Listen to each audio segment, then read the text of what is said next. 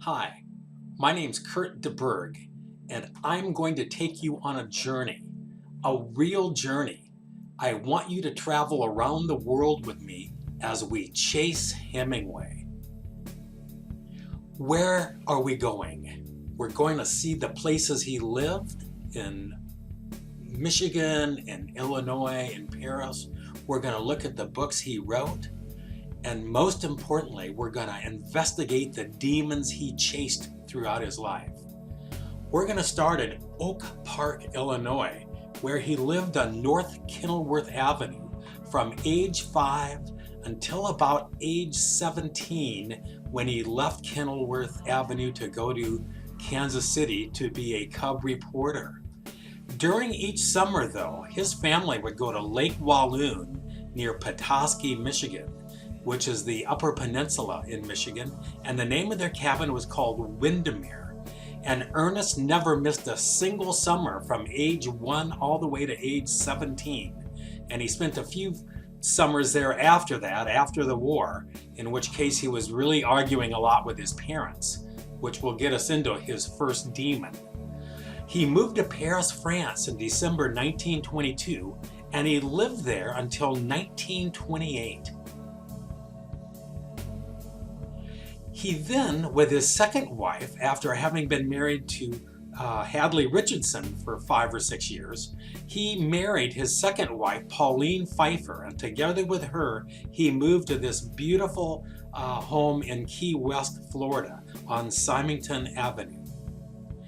After that, he fell out of love with Pauline about 1936 or 37, and he fell in love with a journalist named Martha Gellhorn.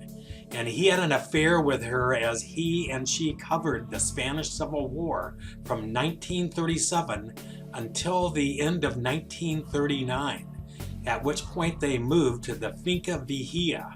They moved into this beautiful lookout farm in late 1940, and this is only 15 miles from Havana.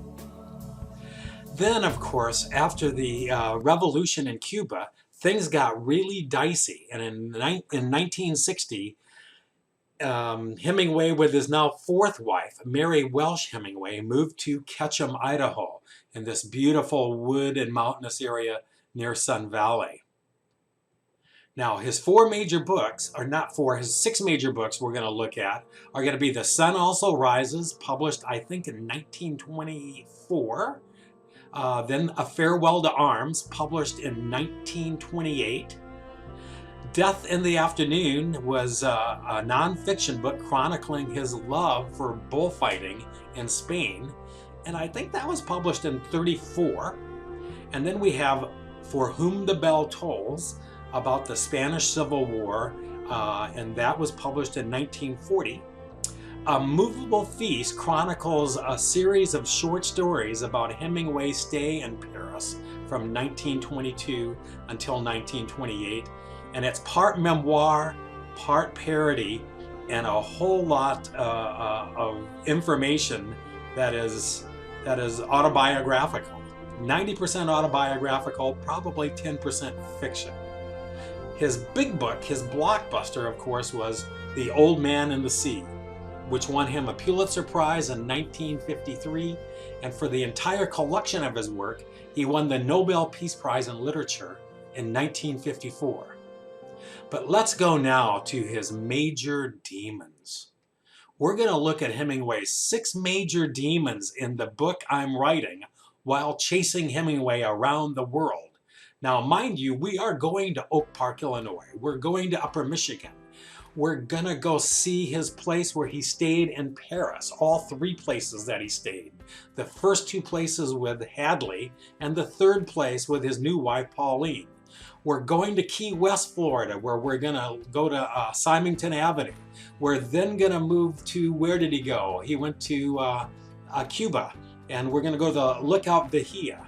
And then in the end, we're gonna go to Ketchum, Idaho, where Ernest ended it all, sadly. His 6 major demons, I theorize that his first one was his parents. His second one, alcoholism and depression. Third, betrayal of friends. Fourth, injuries and illnesses. Fifth, betrayal of wives. And sixth, constant thoughts of suicide. Now, as I write about his demons, I'm also going to talk about what it's like to live today and whether or not if he had had those demons today, what would he have been like? How would have he reacted? And I'll even talk a little bit about such demons in today's society as it relates to the modern day writer. Now, I am certainly no modern day Hemingway, but I'm going to take my stab at talking about my parents, my struggle with depression. I hope I've not betrayed many friends, but I have had a few rocky relationships. I've certainly had my share of injuries and illnesses. I've never betrayed any wives. I have divorced one wife, but we didn't part on bad terms. And then the darker side of this book will be the thoughts of suicide. And I won't tell you much now because I want to keep this upbeat for now. His parents were Ed Hemingway and his wife Grace Hall Hemingway. Here's a family portrait when Ernest appears to be maybe 19 or 20, and that could be at the cabin in Windermere. They have all 4 of his sisters and his youngest brother. All 6 of the children are there. Ernest, Marceline, Sonny, Ursula, Caroline, and there's baby Lester. He had problems with alcoholism, and so many pictures you see of Ernest with alcohol. He loved to party, and he loved daiquiris. He betrayed friends, including Sherwood Anderson. That would be Robert McAlmon. There's Gertrude Stein. There's F. Scott Fitzgerald, author of The Great Gatsby. And there's John Dos Passos. Injuries and illnesses. Of course, he suffered some major injuries in World War I when he was an ambulance driver for the American Red Cross. There's another picture of him after he was recuperating in Milan.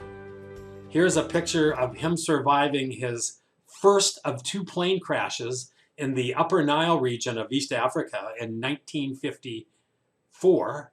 And there's a picture of him recovering from one of his several concussions during his adult life. Betrayal of wives. He betrayed Hadley. Yes. He betrayed Pauline.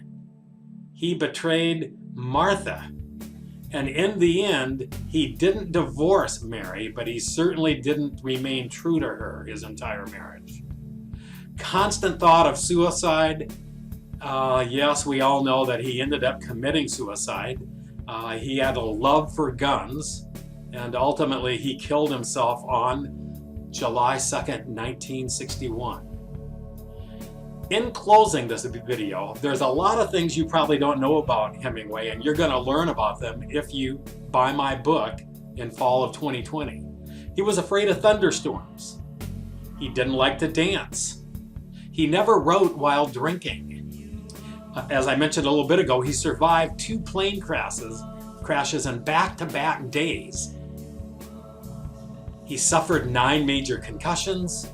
And yes, his father and 2 siblings also committed suicide, sadly. In conclusion, my book is called Chasing Hemingway, and I want you to join me on this journey. I want you to subscribe to my YouTube channel, and if you have any questions, email me at cdberg@csuchico.edu. Thank you.